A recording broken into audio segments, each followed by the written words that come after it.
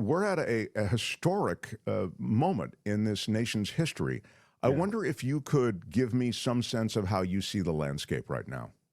Well, I'm old enough just to remember the end of the Nixon administration, just some remnants of it. And I remember the feeling in the country where we had crossed into ground where we didn't know where the country was headed. Remind people we're coming out of the Vietnam War. There was the instability of the Nixon administration. There was a resignation of Spiro Agnew for reasons unrelated to Watergate. And then you had Nixon resigning, and then the pardon by Gerald Ford like a month later. The country had never seen anything like that. And we always use Nixon as a comparison point, but that doesn't even come close to what we're experiencing right now. If you just understand it from a historical, presidential, legal standpoint, when we say that we're in a constitutional crisis, that's an overused term, but it's accurate as far as what we are dealing with and what we're going to deal with for the foreseeable future. I'm so glad you called out that use of the term because maybe you can characterize it for us so that we understand what it means. It means the Constitution isn't built to handle this moment, or this is going to test the Constitution in ways it's never been tested before in this moment. How I does think the it's both. term apply? Yeah. No, I Okay. think it's both. And it also requires an answer from our constitutionally appointed and our separation of powers. The framework of this country has to answer what President Trump is doing. When President Trump wants to exert an executive action saying that he and he alone gets to decide what the law is and where it begins and ends, that creates a constitutional crisis because the Constitution stands in opposition of that. And either the Supreme Court or the Congress has to intervene and say otherwise according to the Constitution. And up until this point, we can call it a constitutional crisis, but neither the Supreme Court, given their previous rulings, nor the Congress presently has done anything to dissuade, disrupt, or stop this president what he's trying to do right now. Uh, so well said, because it's that which you've capped your remarks with that is so very concerning. We're having a conversation about the Supreme Court and how the Supreme Court may rule against this Trump administration on some of these moves that have come out of the executive branch, and there'll be a legitimate question as to if that happened, whether or not that ruling will be honored by this administration. They're already blowing off this U.S. District Court ruling. I mean, there's a court order, a federal judge ordering that these disbursements of monies to Europe and to organizations overseas continue, foreign aid funding. And the administration basically said, F you, we're not going to do it. And you're seeing the strategy here. There's an old saying, give them an inch, they'll take a mile. Well, he's taking his mile right now. The Supreme Court, arguably, I would say, gave him that proverbial inch. And ever since then, the president has been using his executive powers to poke and prod and see exactly where that line is. And if no one's going to stop him, then that line is going to keep moving. Yeah, we've heard about flood the zone and create enough chaos where the Democrats don't know how to respond. That's part of it, but that's not all of it. Yeah, that's such a good point too. I'm not sure what plan could possibly be in place to restrain this crew that seems bent on reimagining a government that really rests with the power of the president and dismantles essentially all of the other areas of government that have any independence. We just saw it yesterday. Trump drafted an order that allows him to take over all of these independent organizations, those that have no connection to the president in terms of his ability to, for example, stop an investigation at the SEC or affect any investigation or policy at the NLRB. I mean, these are organizations that have control over Wall Street, for example. I mean, so we're talking about areas of American life that are ripe with corruption oftentimes and need to exist independent of an executive who can be corrupted. I'm leaving Trump out of it. I mean, just any one person shouldn't be in control of all these independent organizations. And that's why they exist independently. But clearly, they are reconstituting government right now, and they're doing it super fast. They're doing it super fast, and they have a Republican conference which is complicit. And I started off talking about Nixon as a comparison point. If people don't know, it was the Republican Party who went to Nixon in the White House and say, "You must resign, Mr. President." There was not only the loyal opposition of the Democrats, but there was a conscientious wing of the Republican Party who understood what the Constitution was and where those limits and boundaries were. And the Constitution still was above the party. We don't have that anymore. And the Republicans, if it's supposed to be three co-equal branches of government, and you have one branch which is working in league with the president and only a supplication of the president, well, you don't have a co-equal branch anymore. You have a president which has control of at least 2/3 of the American government, saying nothing of the Supreme Court, where he has a 6-3 supermajority. So President Trump is doing whatever he wants with absolutely no pushback, no opposition. And this will continue until conceivably the midterms. Yeah, and these departments that were charged with oversight, et cetera, they have been quickly dismantled, and they are now being run. Some of them, think of the FBI, the judiciary, all commerce. You can go anywhere you want in this new administration, and they have done what they said they were going to do. What Project 2025 had articulated was the plan, and that is to populate all of these agencies with Trump loyalists. It's interesting, though, as they dismantle government, Mo, this is sort of a separate thing. It is going to affect American life quite dramatically. For example, the Forest Service, the National Park Service.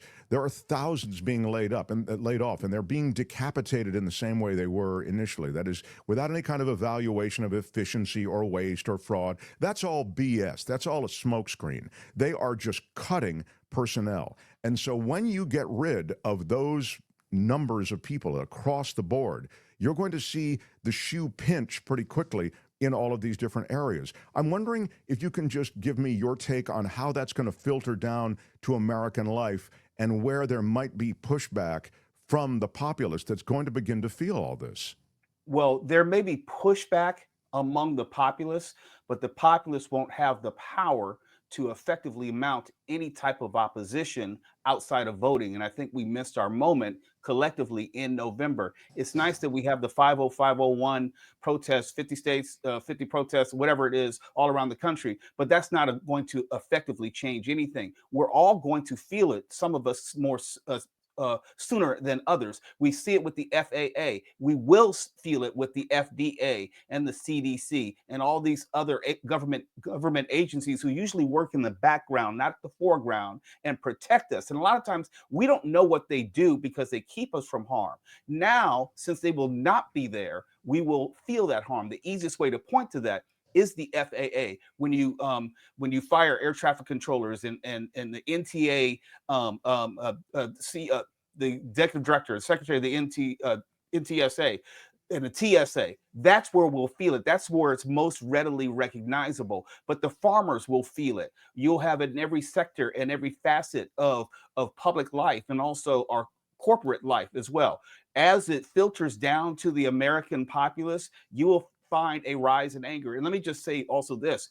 Part of this, I believe, is the calculation of President Trump, where he's trying to do all these things as quickly as possible while he has as much support as possible. And that will erode as more people are harmed by this. But in the meantime, he's doing as many executive actions and trying to decapitate as many agencies and make sure that there won't be anyone to oppose him, like firing all the inspectors general. So there will be no investigation, there will be no consequences, and there will be nothing to thwart him. Yeah, I think that that is exactly right. And I suspect that the Musk Trump pairing, that team, can get a lot done before anything happens, with that love affair. I don't know that it'll ever end. I mean, I think what Trump has is somebody who's handling the governance, dismantling the government. Trump doesn't care. Just keep those people off my back. I have a couple of things that are important to me. Trump's thinking, I don't like DEI. I am somebody who really likes Putin, and I want to do Putin's bidding. I don't know what the deal is between Putin and Trump, but there is a deal. I mean, there is Woodward reporting, Bob Woodward reported they spoke 9 times when he was not president, okay, prior to being president. And so I again, think that this Muskian move, where he brings in this SEAL Team 6 of computer hackers to Treasury, to the IRS, these are between 19 and 26-year-old phenoms, and they get all this data. It's a scary thing that that data is in the hands of those who aren't part of the U.S. government. They've just been deputized by somebody else who was deputized. And so the chain of custody on our private information, Mo, it's chilling to me.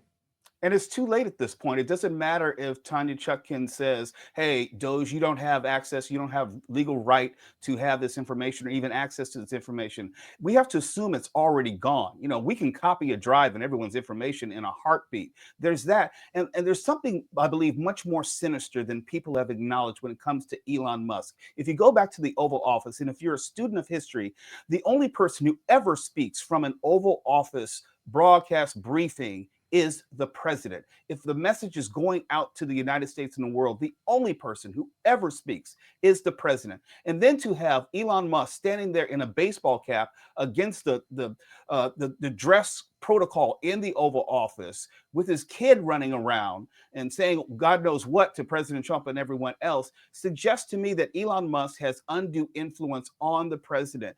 And if we look at the fact that he brought in programmers and hackers for all these governmental agencies, it's not beyond reason for him to have access to information on President Trump himself that he is leveraging against the president. Because Donald Trump, if he understands anything, it's optics. And the optics of a guy standing up and him sitting down in the Oval Office while he's sitting behind the Resolute desk, and Elon Musk is doing most of the talking and all of the programming and planning and plotting, and it's almost like that President Trump is Ed McMahon to Johnny Carson, who is Elon Musk. It says to me that there is more behind the scenes than just Vladimir Putin and what he may have on Donald Trump, but also Elon Musk. Let me just be conspiratorial for one moment, Mark, and I'm usually not conspiratorial, but if you are the richest person in the world, there is nothing saying to me that you can't buy anyone's secrets, and you can't also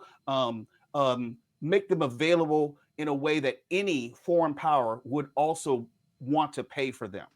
There's no one who is secret or safe from the richest man in the world, and that includes the president of the United States. Yeah, and it's odd that that richest man in the world was not vetted officially in any way, was not confirmed in any way. I mean, you know, they sat in that meeting with Sean Hannity. It was it was a light chat. It wasn't an interview. And all I could think about is this guy is doing everything, and Trump is sort of nodding and, you know, does his BS stuff that he does. I mean, but he's very good, you know, just keeps it going without really saying anything. And I just thought, wow, this guy didn't even have the tepid confirmation process, Musk didn't, that we have been offered on some of these other Trump hires. It's extraordinary. And all of these guys who are, again, part of this crew that has invaded the, well, you mentioned all of the various agencies, FAA, EPA, USAID, and then of course, the Treasury Department and the IRS. I mean, these are people who have not been checked out from background standpoint at all. So, as you say, they get that information, and then we don't know what happens. I mean, any one of them could take some of that information, that data, which is so very valuable, and sell it for, you know, some amount that to a 26-year-old would be a lot, but to us would be like, wow, you sold out the data, private data of Americans for $10,000, $20,000, $100,000, whatever it might be. It's a really vulnerable kind of strategy that they have pursued with Americans' privacy. And as you say, last thing I'll just say on this, because I really agreed with you, and I love that you said it, I have to look at that stuff as already out the door. I mean, this idea somehow that, you know, well, it's read only. No, they were in there. They got everything. That was the plan and has been the plan. So, Mo, I have a view that even as the minority party, the Democrats can make life tough on certain things. in our closing minutes, I wondered if we can just address, what to do now. Now, it would be fair to say, yeah, Mark, but that's under a traditional system that is being turned on its side. It may not be a traditional system very soon, and already it's showing signs that it's not.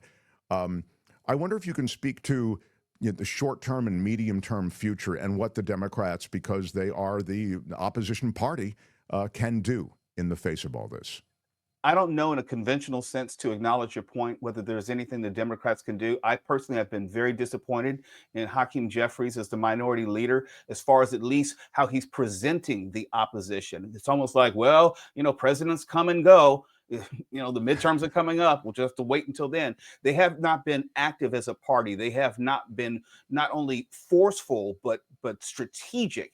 They had time to prepare for an eventual second Trump administration. And it seemed like the Democrats were unprepared. Donald Trump told us exactly what he was going to do. Maybe people didn't believe him, but he told us. He told us it was going to be revenge and retribution, and he's going to be a dictator day one. He told us. But for whatever reasons, there were voters in certain pockets who didn't vote or stayed home, and they voted for Jill Stein or someone else as a protest vote.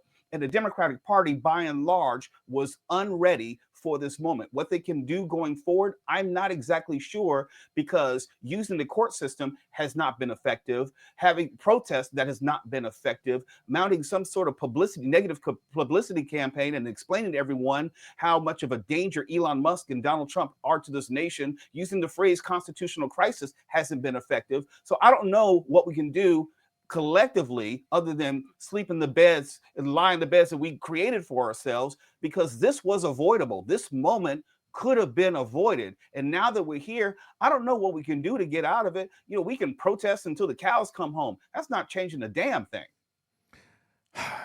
Sadly, I agree with you. I still think you have to make noise.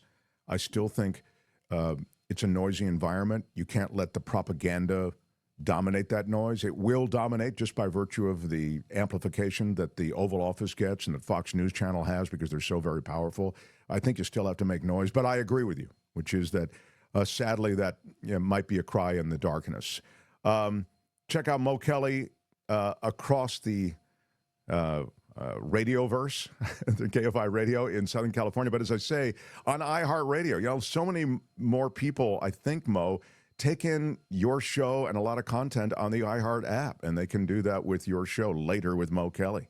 Hope they do. I appreciate you, Mark. Yeah, and so appreciate you coming through. And this is kind of a big day for us because we hit 100,000 subscribers overnight, and so it's really cool that you would be here because you are part of that. So, Mo, let's do more. I love talking to you. Thank you. I'll see you soon, my brother. Okay. Mo Kelly, everybody. Hi, it's Mark, and I thought that was great. Hit the notification bell. You'll know whenever there's a new video being dropped, and please subscribe to our channel to help us save the universe.